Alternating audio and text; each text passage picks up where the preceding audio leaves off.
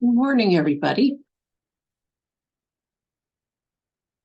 We have a lot of people not here from Hokyoji, but I'm very happy to introduce our well-known friend, Jushin Stephyn Butcher. He started practicing Buddhism back in the late 90s and received jukai from Dokai. I should say he studied first in the Tibetan tradition, but now he is a pupil of Dokai, our guiding teacher. And in 2013, he received jukai. He was ordained in 2017, and he just last year completed a shuso ceremony. He's the treasurer of our board, bless his soul. And he also helps us, like mostly manages totally our online presence with Facebook and Instagram. And then in most of his life, he is also a husband with a dog, with chickens, and a garden. He's going to talk this morning about the first arrow.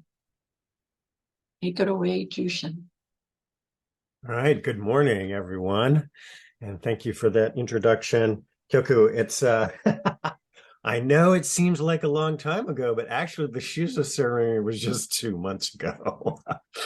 It was just at the end of February. Wow. So time does seem like it's going. I'm excited to be here this morning. We're having hopefully I won't lose electricity. We're having gale warnings today here on the Chesapeake Bay. It's a little on the windy side, but spring has come and I'm excited about the garden. And you won't be able to hear them because of my noise canceling microphone, but the osprey have come back from their trip to Venezuela that they take every winter. They overwinter in Venezuela, and you can hear them chirping overhead. So they're out there trying to find Mr. or Mrs. Right so that they can lay their eggs and raise their fledglings this summer and then go back to Venezuela. This morning Kyoku mentioned the winter practice period indirectly. And during the winter practice period, we took up as our koan the Bahra Sutra, the burden, and we talked a lot about the burden and carrying the burden, taking up the burden, casting off the burden. And I had this thought because I was giving a lot of Dharma. I gave a lot of Dharma talks that week, and we were certainly talking about the burden in terms of practice and mindfulness and zazen, shikantaza, and I had. And certainly I had said it's certainly one of my favorite sutras, and it actually turns out there are two of them, and I always get them confused. But there's the Sutra of the Arrow. The other one is the Sutra of the Poisoned Arrow. This is why I get them confused, because they both talk about two arrows. And certainly in the one in the Sanyutta Nikaya, Salata Sutta, the arrow, where the Buddha is talking about the uninstructed run-of-the-mill person who feels pleasure, feels pain, feelings of neither pleasure nor pain. And then talking about the well-instructed disciple of the noble ones who feels feelings of pleasure, feelings of pain, feelings of neither pleasure nor pain. It's like, well, that sounds the same to me. You just said the same words except for uninstructed, run-of-the-mill, and well-instructed. And the Buddha asked, well, what's the distinction? And the Buddha says, when touched with a feeling of pain, the uninstructed, run-of-the-mill person sorrows, grieves, and laments, beats their breast, becomes distraught. So they feel two pains, physical and mental. So, and normally we talk about this in terms of pain and then suffering, and it's even in our legal system. If you look up pain and suffering is the mental result of pain and loss. And connecting it, I was thinking in terms of the Bara Sutra, and I'm thinking, okay, well, this when we're talking about putting the burden down, this is the second arrow. This is the second arrow. In the poisoned arrow, the Buddha more goes into sort of why certain lines of inquiry are sort of beside the point.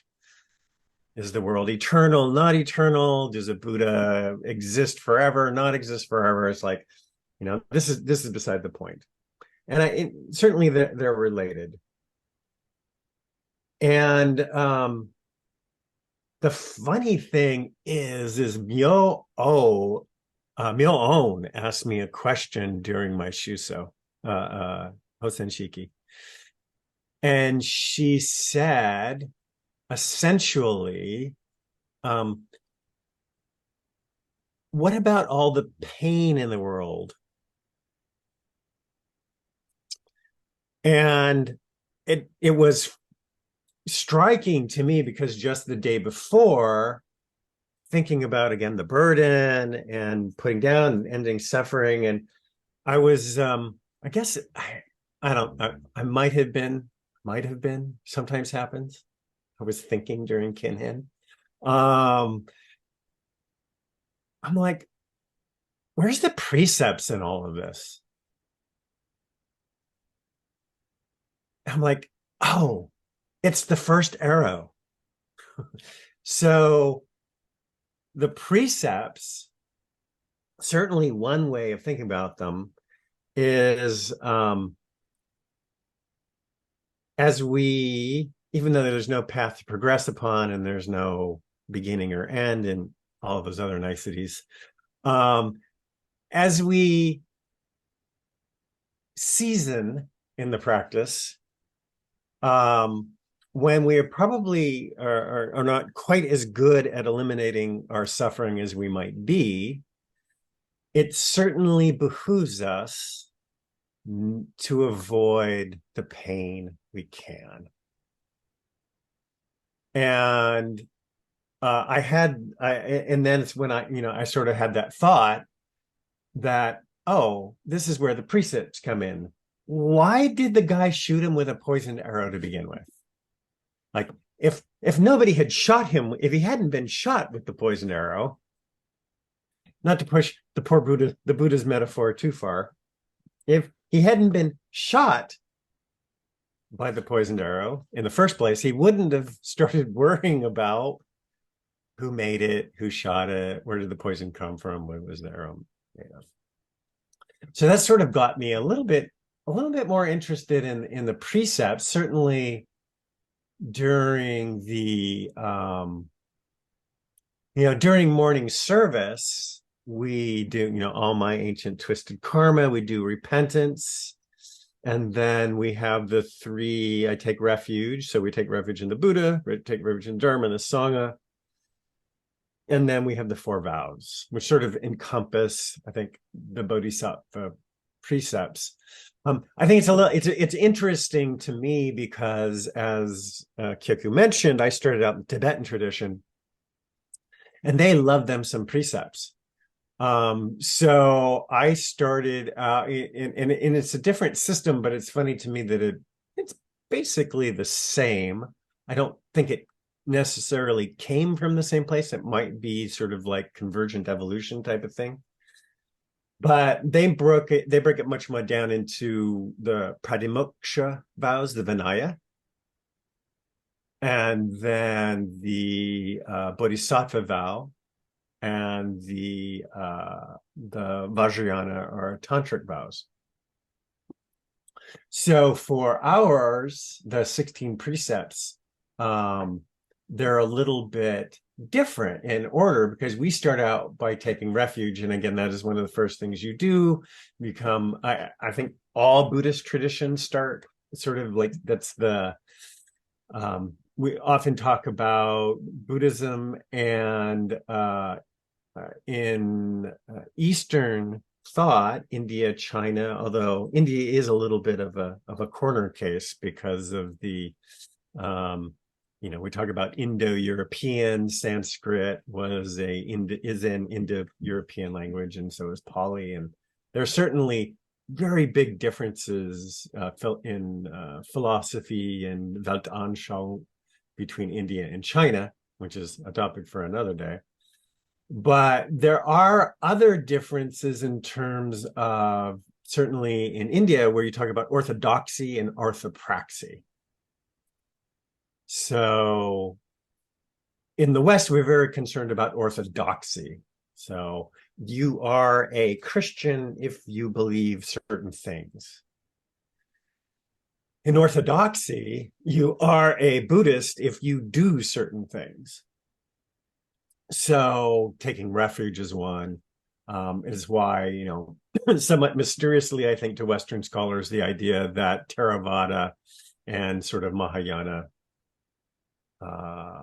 proponents were happily coexisting in the same monastery.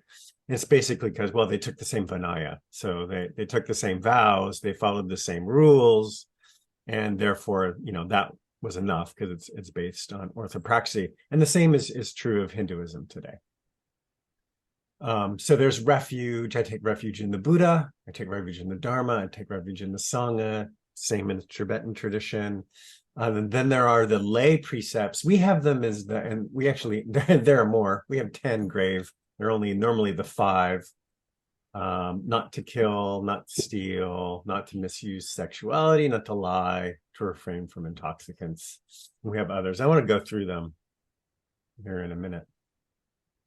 And then there's the pure precepts. So in the Tibetan tradition, though, there are separate actual bodhisattva vows. I vow to the actual vow is, well, there's 2. There's relative and absolute bodhicitta, 2 truths. One is to arouse the desire for the mind of awakening, bodhicitta. Relative bodhicitta is like, so that's desire to be enlightened. And then there's the absolute, which is the actual, I am not going to reach the final shore until I have ferried everyone across. So it's I would say the strict interpretation of the Bodhisattva vow, that the Bodhisattva vow is to, after lifetime, reincarnate to get everyone across the shore. And then there are the Vajrayana vows, which are actually interesting because they're very similar to our pure precepts. So I want to go back. And I think what I might do, because there are so few of us, we might just talk about some of the precepts and how sort of the precepts and vows sort of how they inform our practice. Because because I was thinking about this and I'm going like, yeah, well, this isn't really hard. I haven't killed anybody ever, and I haven't shoplifted. And so, I haven't lied. And so it's all pretty easy. This is the low-hanging fruit. But some of this it's a little subtle. And especially today with killing and certainly in the Buddhist time, I mean, the letter of the law you can get so caught up in maintaining the precept that you sort of lose the intent. So not to cast aspersions, but in Tibet, up there in the Himalayan plains, up there, which are not even close to plains anymore, but in the high plains, not a whole lot grows. There's not a whole lot of vegetables there. So they tended to eat things like barley, and they ate a lot of meat, but meat would require killing. So they had non-Buddhist butchers. And it's like, well, that's a technicality. I don't know if that's really the spirit of the law here. And so, and from certainly from an evolutionary perspective, we are probably off out of the trees and down into the savannah almost entirely due to two things. Fire, we harnessed fire cooking, and protein from animal sources of protein. Made our brain bigger. Tools are right up there with it. It favored the development of our opposable thumbs and other things, and it is sort of part and parcel of who we are as sort of the great hairless great apes. So that's a hard thing to do, to think about in terms of killing. And on the other hand, it doesn't necessarily mean we need factory farms. So that's certainly one.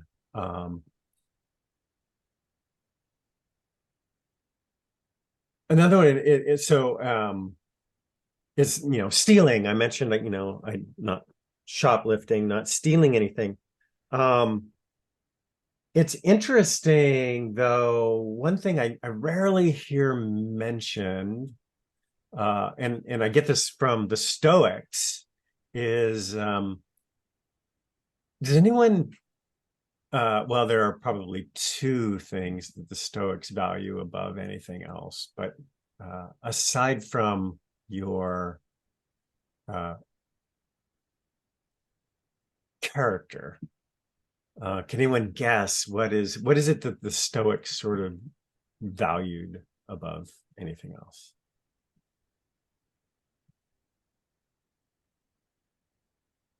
Time. So many of them, so we have a survivor's bias here, and that for those who followed Stoic philosophy, we're much more likely to have recovered and kept the writings of those who were able to write things down, which tend to be upper classes, all the way up into including Marcus Aurelius, who was one of the 5 good emperors, which always, I forget how many 80 something emperors there were, and we had 5 good ones. And even that is, relative. One of the biggest punishments you could face was exile, and they took everything from you. But the Stoics, in their writings again and again, talk about the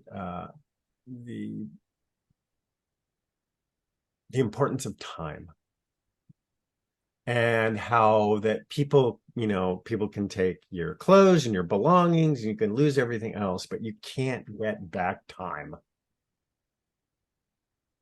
And so there are a lot of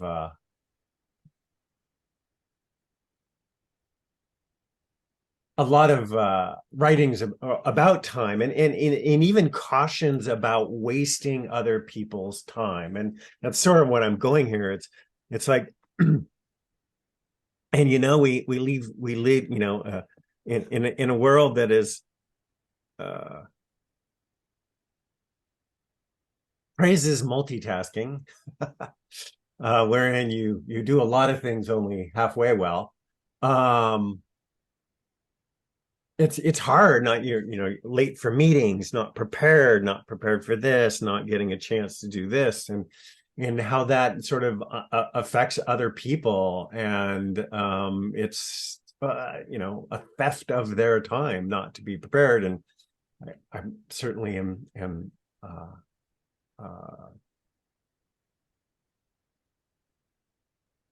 I certainly do this on occasion. I'm certainly guilty of this on occasion of, having a domino effect of something having gone wrong and not being able to prepare for this and not doing this. We actually I saw Lewis Black last night in Ocean City, who's one of the best, grumpiest comedians who swears a lot. And he was talking about the pandemic. Well, he was talking about politics as he always does. And he says, the main problem is everybody waits to the last minute to do something. And the Stoics are warning about that constantly as well. But he's telling a story. So he goes, okay, we're in the pandemic. I'm going I have 300 days. He goes, I'm going to prepare a brand new act. He goes, no, I can do 3 brand new acts. And he goes, well, the Wednesday before I'm supposed to go back on tour, I go, where did all the time go? So and then he asked the audience, all right, so do any of you do anything ahead of time? It's like, we're taught it as kids. Like, do you do your homework on Friday afternoon after you get home from school? No.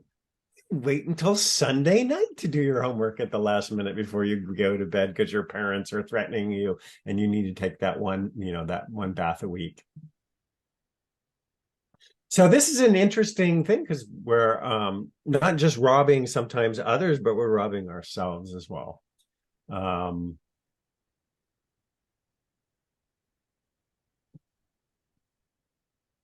Here's one from Marcus Aurelius. Remember how long you've been putting this off, how many extensions the gods gave you and you didn't use them. At some point, you have to recognize what the world it is that you belong to, what power rules it, and from what source you spring, that there is a limit to the time assigned to you. And if you don't use it to free yourself, it will be gone and will never return.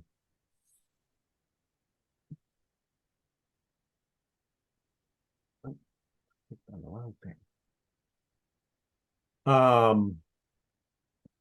And there's also, so we have the 10 grave ones, and you can sort of think of them as there's a passage in the Pali Canon where the Buddha stubs his toe and it says it caused him immense pain, but no suffering, no dukkha. And so the 10 grave precepts, I think, they're just ways of not stubbing your toe in the first place. Or I vow not to kill. I vow not to take what is not given. I vow not to misuse sexuality. That one, I think we have to kind of watch out that we're not given that sort of a Judeo-Christian gloss to that one. We could probably talk about that one for a whole time.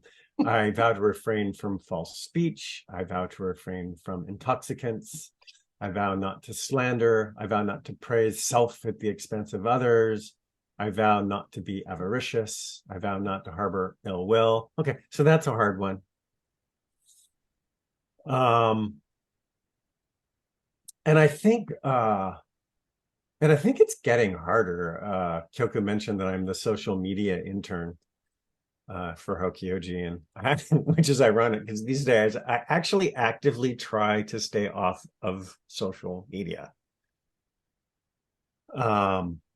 And it's getting worse. I teach at Johns Hopkins University, and I try not to read my reviews because for those of you who aren't involved in education, it's become, and certainly in the last 20 years, I think it was before that, but more so in the last 20 years, it's become a very much consumer-driven model.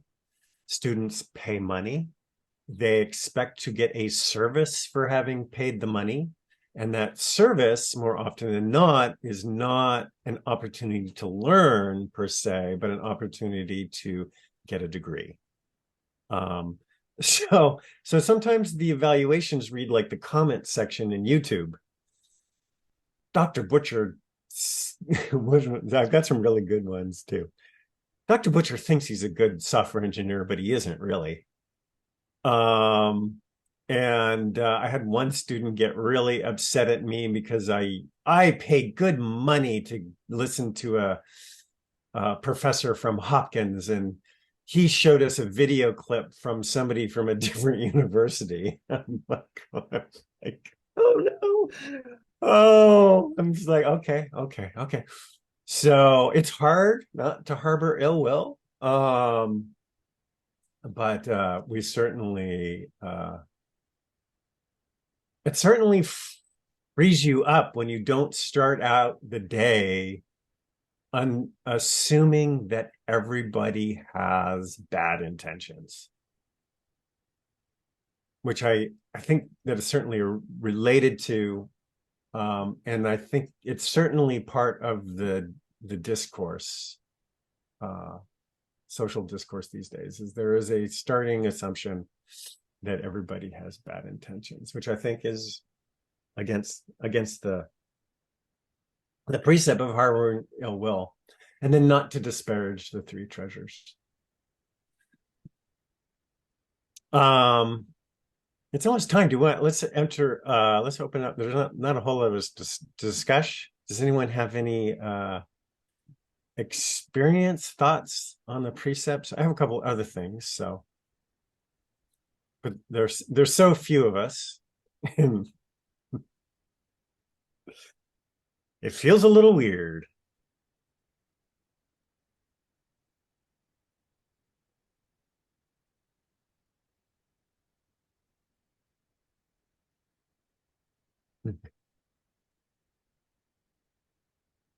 Hey, Kim, you need to unmute. All right, just on the general concept of the precepts, I happen to be reading something, and it might have been Christina Feldman, I'm not sure.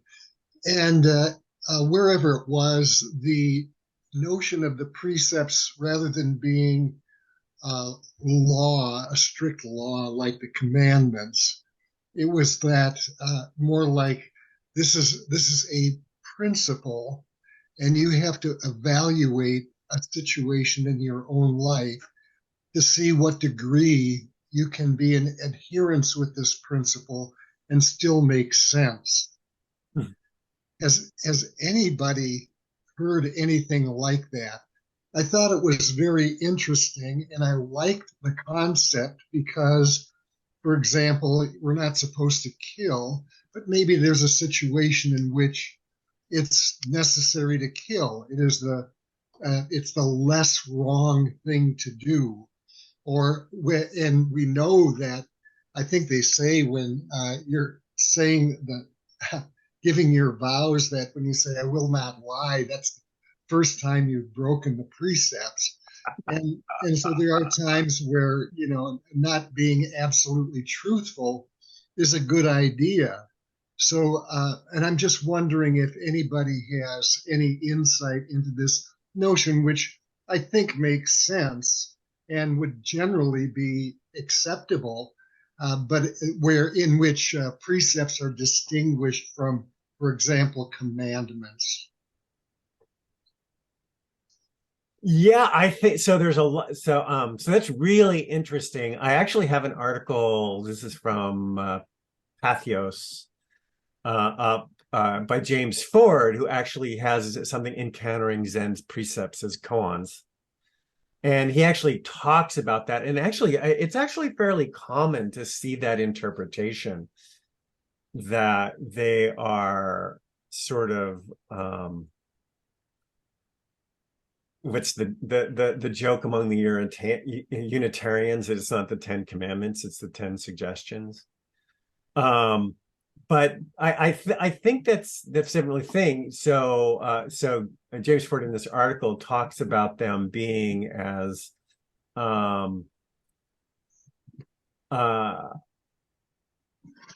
frankly, I'll just read it. So there are at least There are at least 3 levels or approaches to anything we encounter in the koan project: the literal, the compassionate, and the essential. So right off the bat, the obvious. There are the words themselves and the meaning they intend to convey.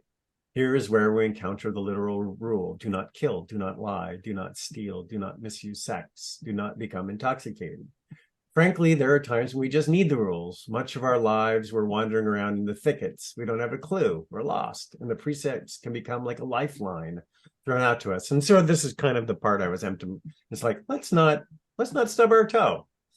Sometimes we just have to follow the rules. And contrary to the solipsistic misunderstanding of Zen Buddhism promulgated here and there along the web, Zen is not an anarchist spiritual dream. One of the first things we find as we begin investigating ourselves and our place in the world is that we do not exist by ourselves. It's not all about me, and it never has been. So sometimes, often in our headlong rush of living, we need some external guidelines.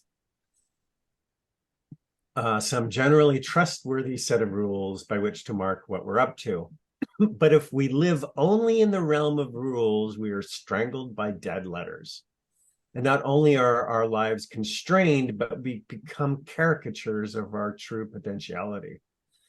And actually, Dogen talks about this a little bit in the Shobogenzo, where he's actually talking about the 3. It's in the chapter on refraining from all evil whatsoever. And it's kind of like he's going something along the lines. It's always hard to tell with Dogen, but it's like the vows aren't something we should do. The precepts are something we do. Like we just are the vows. We just are the precepts. And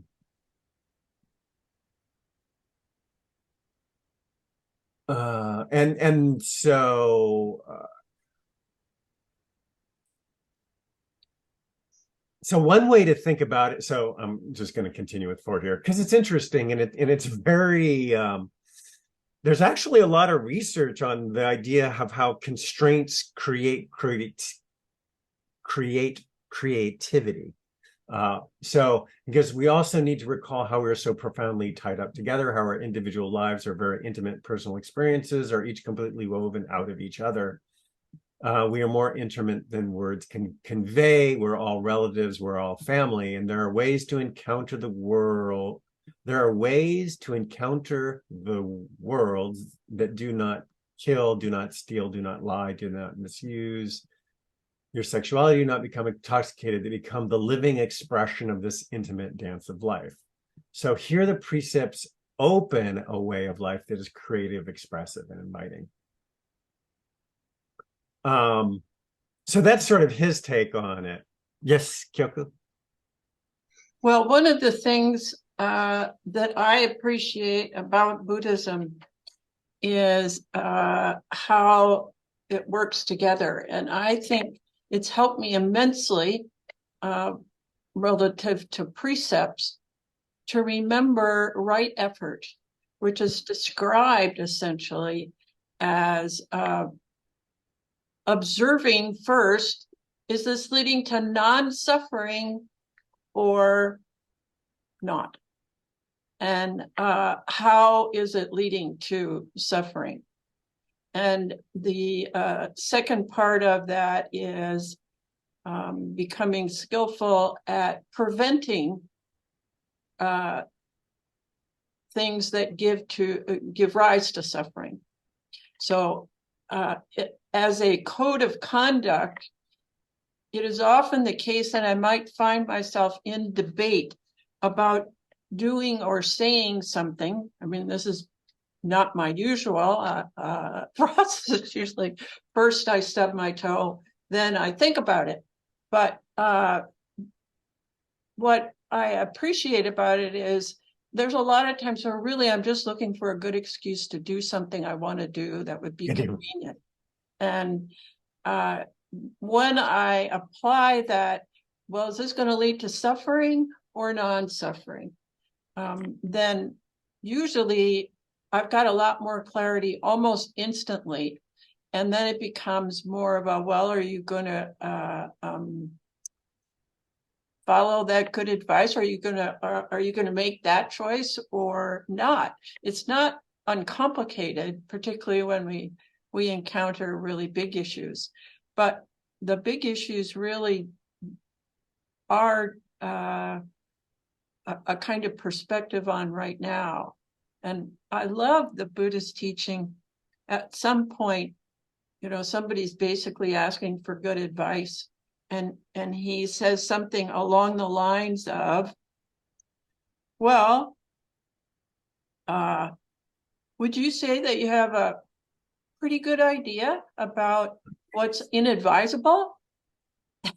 And then he says, don't do that. And would you say you have a pretty good idea about what, leads to beneficial life, to non-suffering? I love non-suffering. And he says, do that, and figure out ways to continue doing that, etc. So that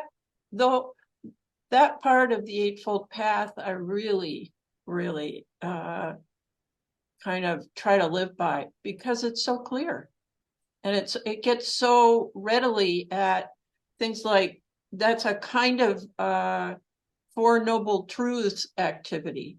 So penetrating the truth of suffering is to observe it, be present to your own behavior enough and the behavior of others to really be able to see how many things that we would advertise, think are good, wish for, choose to do are not helpful.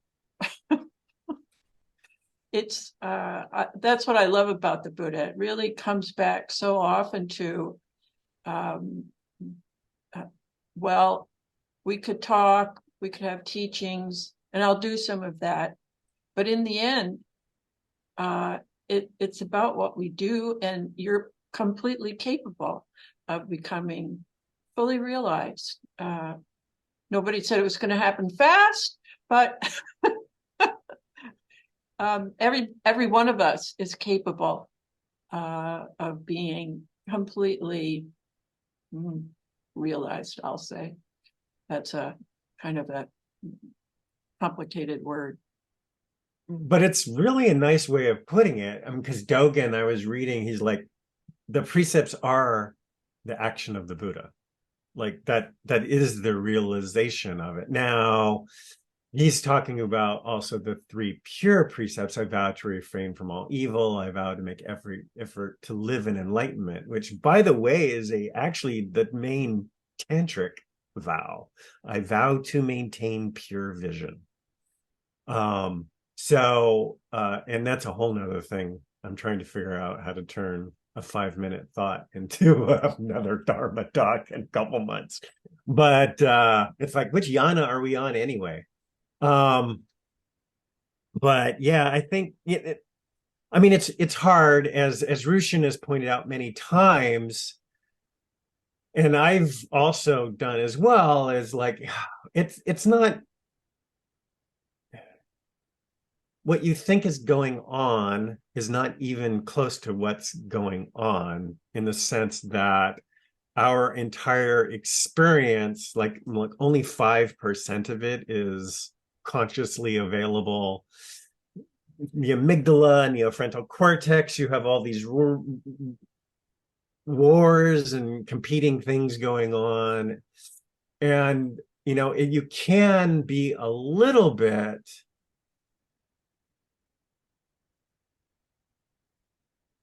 I think it's closer to what Kyoku said, which is sort of like, am I trying to figure out what I just want to do anyway? Like, is there a way I want to do this? Is there a way and because I'm having this conversation with myself, I know it's probably breaking a precept, but can I justify my behavior? And, when you think about things, confirmation bias, we have this idea that you're just going to, I'm just going to get a new fact. All of those other people out there are going to get a new fact that I'm giving them, and they're just going to be better people. And it's just not how it works. Like, confirmation bias and all these mental biases and recency and all these other things, and they're basically have to rebuild subconsciously that 95%. So I mean, we obviously, I mean, I've sort of given up on the project of perfection. Good.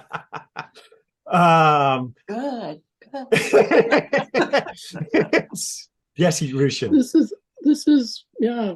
So Kikon is taking, there's a book group in the Northfield, what we call the Northfield Anarchist Buddhist Collective. And it's a book by Guy Armstrong, and I like to call him Guy Armstrong because we're close enough to the border. Say Guy. And it's Emptiness, a Practical Guide to Emptiness or something. And so he's very much in the Theravadan tradition, which really gets under Kikon's skin. And there's things in there. And I'm trying to figure out what that is. And I think it's because the Theravadan tradition, Vipassana tradition, is like, you should be this way. You should. So Guy has these guided meditations, and he basically says, this is the purpose of this meditation. And then at the end, he says, well, did you get it? You know, it's like, it's so anti-Zen. It's like, so there's this thing about being rule bound, that you should be this way, you should be this way. And the whole thing of Zen is, how are you? What's going on with you? Whatever's going on with you is reality, is enlightenment. So it's very, very different. But I really like Kyoku's, is this going to lead to suffering? Is this not going to lead to suffering? And we fool ourselves constantly. So one time, I'll tell this little story. One time I had the pipes in the basement were galvanized pipes, and they only have a certain 50-year length that you can trust them. So I had a plumber change them, and I had a really good plumber, but he left this wonderful DeWalt work light. And I a few months after he was there, I looked up in the ceiling, and there it was, and it was really, really powerful. It's like I took it to Hokyoji, and it was like across the meadow, you could see it would shoot a beam of light across the entire meadow. And I thought, man, this is just a phenomenal flashlight, work light. And then Dokai was talking about the precepts, and basically you shouldn't take anything that's not offered. You shouldn't take anything that's not given. So oh no, that wasn't given to me. It was left there by mistake. So by that time I had bought a charger to keep the thing going, because it's, lithium battery. And then I ended up taking it back to the plumbing shop, and they say, oh, I found this up in the ceiling, and wanted to return it to this guy who left it. And he said, and they turned it on. They said, oh, it's remarkable. It's still charged up.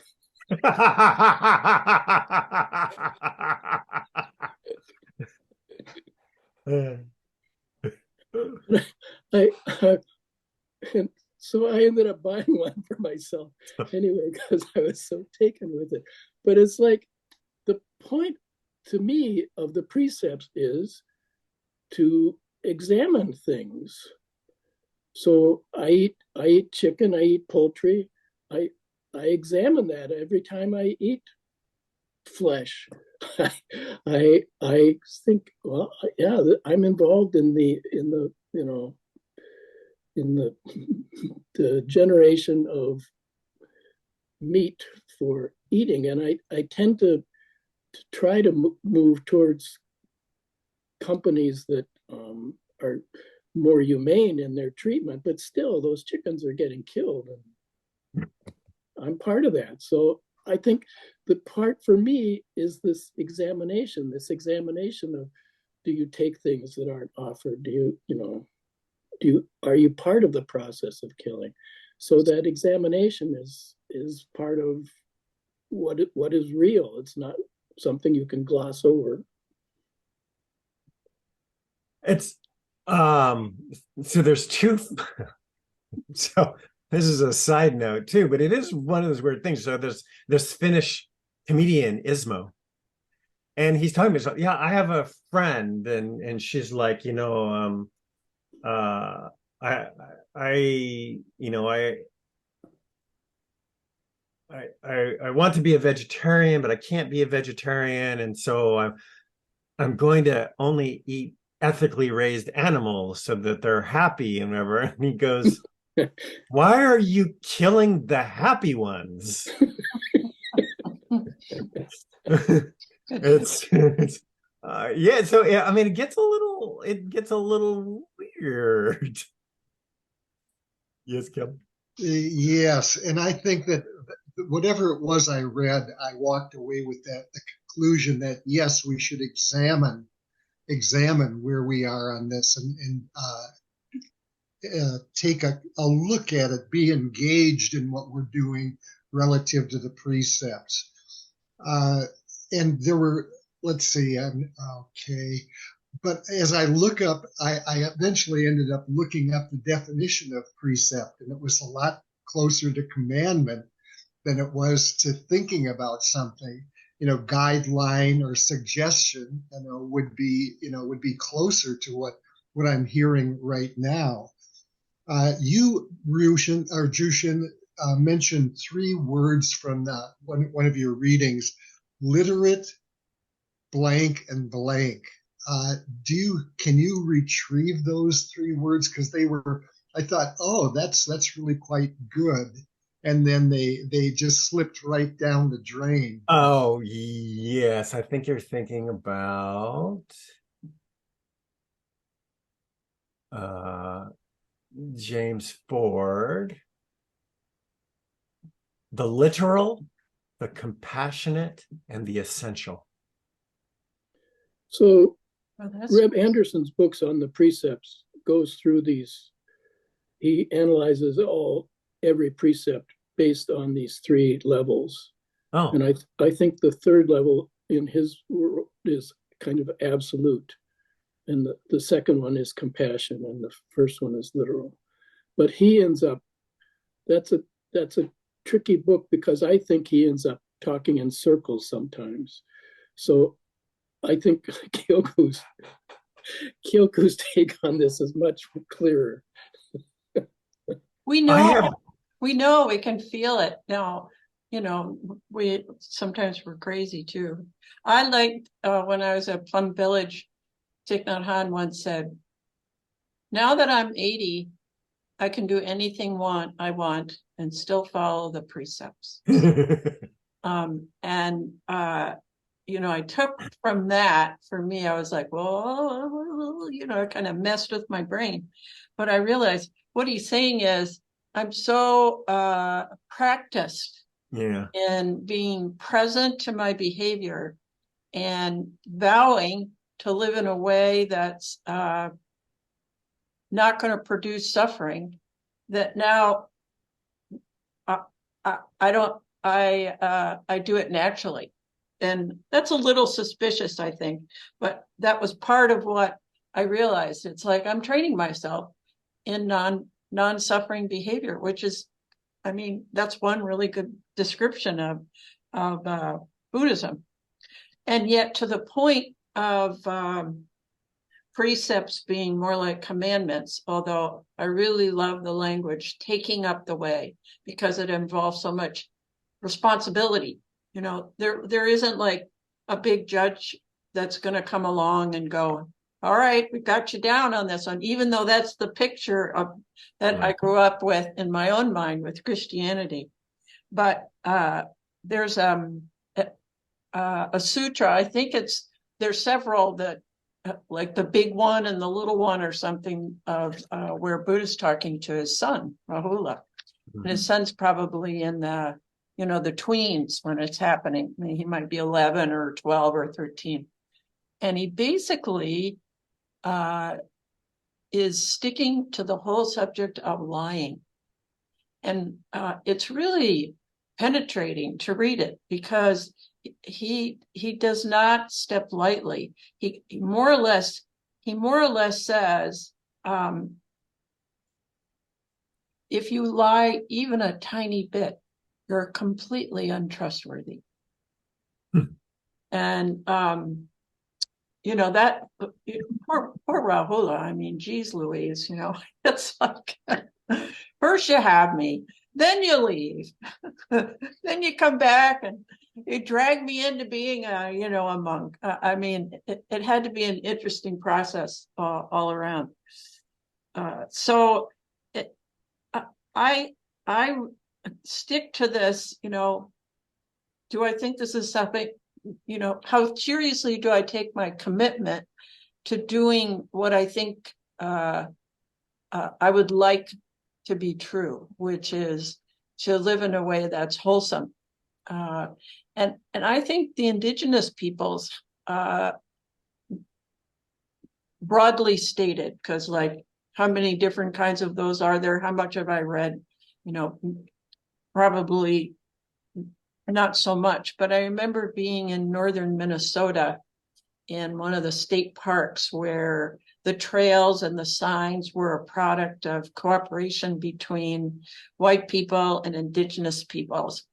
And the signs related to sort of how an elder female who's no longer alive, but she was a key teacher and leader in her own sangha, her own tribe. And everything they do, it's like, before we put the canoe in the water, we thank goodness for the trees that gave it to us. We thank goodness. So they're continuously in their own way of seeing things, appreciating what they're receiving, appreciating that it's there for them. And I'm sure that relates, having done some amount of camping, I'm sure that, in there is a kind of experience where everything's not a no-brainer.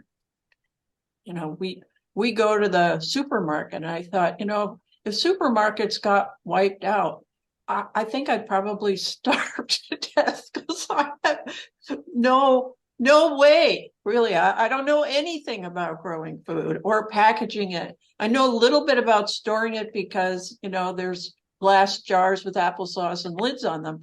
But after that, it's pretty much, well, good luck. And I realized I just don't have a very tangibly real experience of the planet. And there's a lot of things I can't appreciate because I'm ignorant of them. So that's really affected my practice and made, the 7 factors of enlightenment start with mindfulness. And without it, that is a condition. You pretty much can't do the other 6. So I really, at least, taken seriously how important it is to really be actually present without a lot of ideas about present to what's going on around me. I'll probably need some more lifetimes to get it down, but it really enlivens my life too, because I notice so much more. I would like to add one thing about lying. So there was a Russian mystic that I don't remember his name, and this is from many years ago, and I'll probably get the quote wrong, but basically he said, the first lie is the rise of consciousness. Oh, that's nice. Yeah, because you can sense this conflict, and all of a sudden you have a self, because there's this conflict between this is what I know, but this is what I said, or this is what I want it to be. So So that's part of the examination, I think, is that there's this cognitive dissonance in everything. And so a lot of really great Zen teachers will basically say everything I say is a lie. You know, I can't quite approach the reality of the truth. So. And going back to something, I like that a lot. So you tell those Ruskies they're not all bad. The notion about Theravada, and why are these people doing this, and looking at what's not there. I think that and this is my own interpretation, not based on anybody that has any sense. I think about the Brahma Viharas, and in essence, they're saying, I will abide, pervading the entire universe with a mind imbued with, for example, loving kindness and compassion.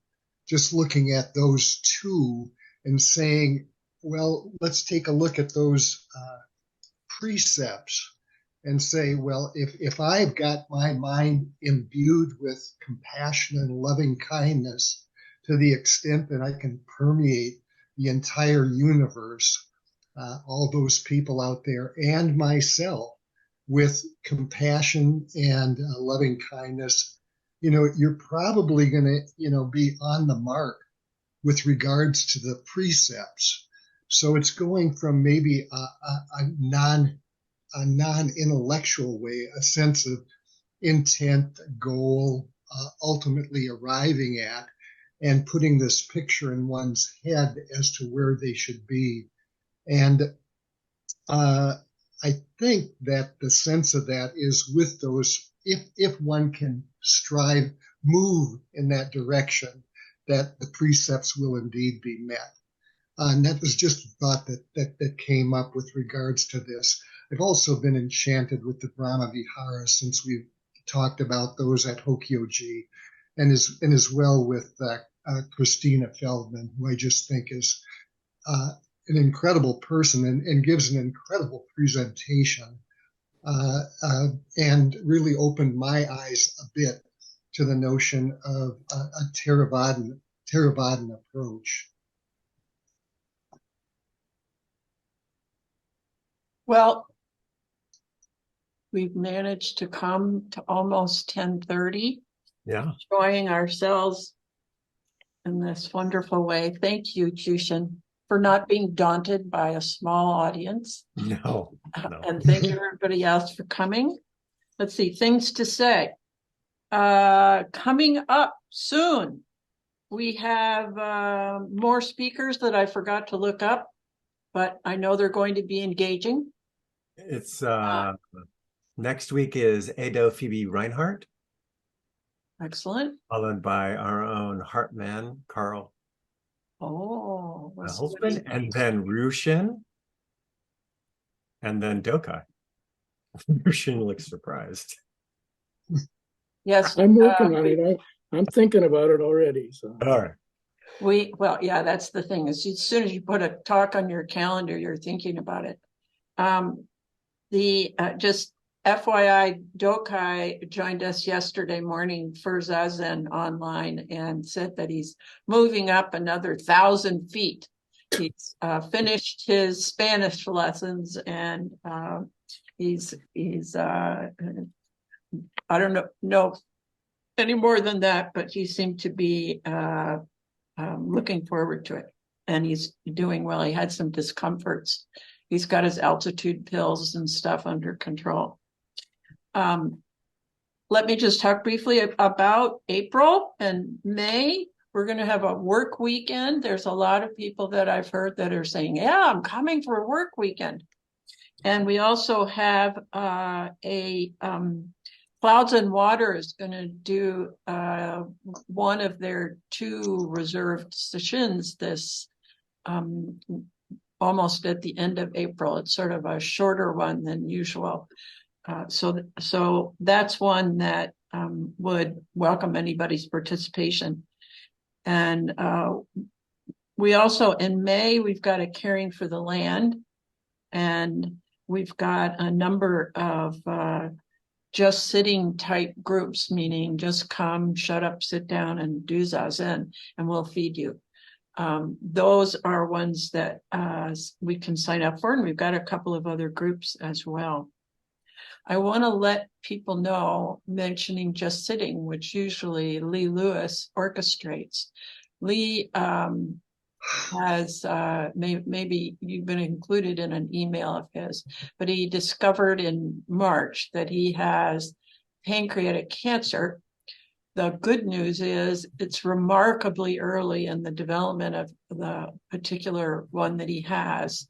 So he's got a port. He's started already the process of treating it and finding out about that. And at least based on my experience with an employee who had a less aggressive form of pancreatic cancer, it's actually possible to be treated and come back into life. So that's what I'm hoping for.